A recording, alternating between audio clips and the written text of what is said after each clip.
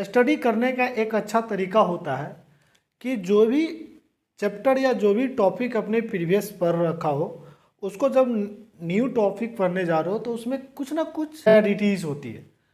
उसी सिमिलैरिटीज़ को हम बोलते हैं एनालॉजी। हम हमेशा ट्राई करना चाहिए, क्योंकि जब चैप्टर वाइज पढ़ोगे तो आसानी वो टॉपिक समझ भी आ जाएगा, उससे रिलेटेड क्वेश्चन आएगा तो वो भी सॉल्व हो जाएगा। लेकिन एग्जामिनेशन में क्या होगा, ऐसा तो होगा नहीं कि टॉपिक उस पर लिखा होगा ऊपर में उसके नीचे क्वेश्चन होगा, ऐसा तो होगा नहीं हो।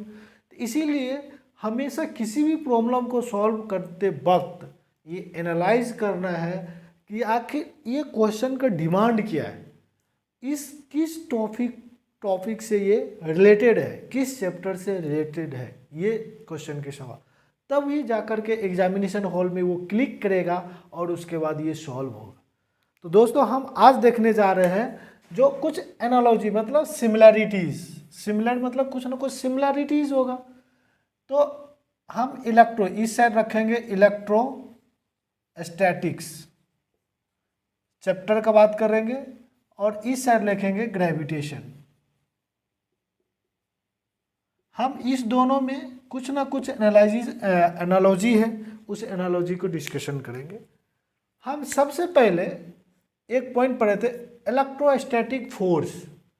वो जो वैल्यू होता था, दो चार्ज होता था, एक चार्ज यहाँ पे Q1, एक चार्ज यहाँ पे Q2, दोनों का बीच का डिस्टेंस R है। तो जो इलेक्ट्रोस्टैटिक फोर्स जो होता था क्या, K constant into Q1 into Q2 upon R square, कुछ नहीं है, product of the charge inversely proportional होगा R स्क्वायर का। और यहाँ पे जो फोर्स होता था, ग्रेविटेशनल फोर्स जो होता था दो मास के बीच हमारा, वहीं पर भी एक मास m1 है, d डिस्टेंस पे एक मास m2 है। तो इसका जो ग्रेविटेशनल फोर्स होगा दोनों के बीच में G m1 m2 upon D square. देखो कुछ ना कुछ सिमिलैरिटीज़ है, फॉर्मूला सिमिलर दिख रहा है, लेकिन इसमें कुछ ना कुछ ये पॉइंट ध्यान रखना है क्या, कि ये plus charge minus charge, minus plus charge के कारण फोर्स का तो मैग्नीट्यूड तो सेम रहेगा, लेकिन दोनों फोर्स का जो नेचर है वो अलग हो जाता है। क्यों कि एक कभी अट्रैक्टिव भी हो सकता है, अट्रैक्टिव भी हो सकता है और रिपल्सिव भी हो सकता है। मतलब अट्रैक्टिव रिपल्सिव दोनों हो सकता है, बट ग्रेविटेशनल फोर्स हमेशा अट्रैक्टिव होता है, हमेशा अट्रैक्टिव, ये रिपल्सिव नहीं होता है। तो ये ध्यान रखना, मैग्नीट्यूड वाइज तो सिमिलैरिटीज है, लेकिन इसका नेचर वाइज जो है ये अट्रैक्टिव रिपल्सिव कुछ भी हो सकता है, ये हमेशा अट्रैक्टिव होगा।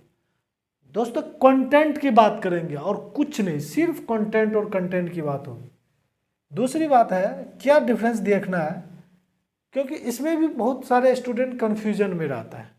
ध्यान ही नहीं रखना चाहिए, न्यूटन साहब ही नहीं बोला था कि ये दोनों फोर्स का नेचर क्या है, अट्रैक्टिव, ऑलवेज अट्रैक्टिव।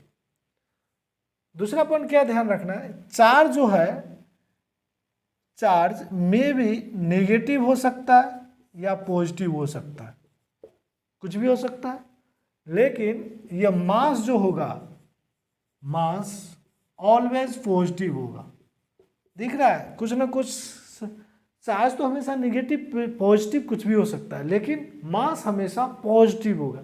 कभी देखा है कि मास नेगेटिव होता है क्या, नहीं, मास नेगेटिव नहीं होगा, मास हमेशा पॉजिटिव होगा।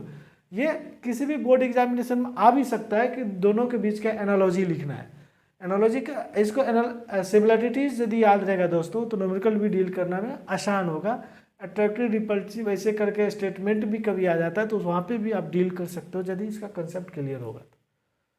तीसरा पॉइंट ध्यान रखना है, इसमें एक कांस्टेंट है के, जिसका वैल्यू होता है 1/4 पाई इंटू एप्सिलॉन नॉट, जो मीडियम को पे डिपेंड करता है। और यहाँ पे एक कांस्टेंट है जी, ये है यूनिवर्सल ग्रेविटेशनल कांस्टेंट, जो इसका भी वैल्यू कांस्टेंट होता है। कितना होता है, 6.67 इंटू 10⁻⁻11 न्यूटन मीटर स्क्वायर पर kg स्क्वायर। एक चौथा पॉइंट है, यहाँ पे एक डिसाइड किए थे एक लेमडा लेमडा और सिग्मा एक रो। यहाँ पे लेमडा क्या इंडिकेट करता है? चार्ज पर यूनिट लेंथ, मतलब यूनिट लेंथ में जो भी चार्ज होगा उसको हम चार्ज बोल देंगे, लेमडा बोलेंगे, charge per unit length. Sigma क्या है? चार्ज पर यूनिट एरिया, मतलब यूनिट एरिया में जो भी चार्ज होगा उसको हम सिग्मा से डिनोट करेंगे। रो क्या है? चार्ज पर यूनिट वॉल्यूम, मतलब यूनिट वॉल्यूम में जो भी चार्ज होगा उसको हम डेंसिटी रो से डिनोट करेंगे। ये इसका मतलब charge per unit length, charge per unit area, charge per unit volume. Similar notation यहाँ भी यूज करेंगे, मास पर यूनिट लेंथ, ये होगा सिग्मा, मास पर यूनिट एरिया, ये रो हो गया मास पर यूनिट वॉल्यूम। क्या होता है ना, जब इंटीग्रेशन का रोल आता है, जब फोर्स हमारा वेरी कर रहा हो तो वहाँ पे ये चीज़ यूज करके हम यूनिट मास में, यूनिट लेंथ में चार्ज निकालेंगे, या यूनिट एरिया में चार्ज निकालेंगे, या यूनिट वॉल्यूम में चार्ज निकालेंगे। तो ये सब नोटेशन को यूज करने के लिए हम ये नोटेशन हम हमेशा हम इसको यूज करते हैं। और एक पांचवा होता है, ध्यान रखना, यहाँ पे होता है एक इलेक्ट्रिक फील्ड इंटेंसिटी ई, इलेक्ट्रिक फील्ड इंटेंसिटी ई होता है। और पांचवा यहाँ पे जो होगा ग्रेविटेशनल फील्ड इंटेंसिटी जी।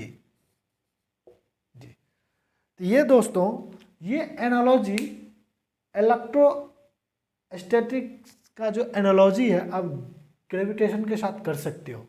मतलब दोनों के बीच में क्या क्या सिमिलरिटीज़ है उसको ध्यान रखना है। ये यदि ध्यान रखोगे दोस्तों तो दोनों के बीच में एक बेसिक, ये बेसिक है, स्टैंडर्ड नहीं है, ये कोई हाई फाई चीज़ नहीं है, लेकिन ये बेसिक है। इतना चीज़ आपको हमेशा याद रखना पड़ेगा, तभी इस दोनों टॉपिक के बीच में जब कंपैरिजन की बारी आएगी तो क्वेश्चन सॉल्व करते वक्त जो हम करेंगे तो वहाँ पे बहुत आसानी होगी, क्योंकि इसके फिजिकल फिनोमेना या इसको डिस्क्रिप्शन भी हमको पता है तो प्रॉब्लम नहीं होगा। आखिर ये सवाल क्या कर रहा है उसके अकॉर्डिंग हमको बढ़ना है।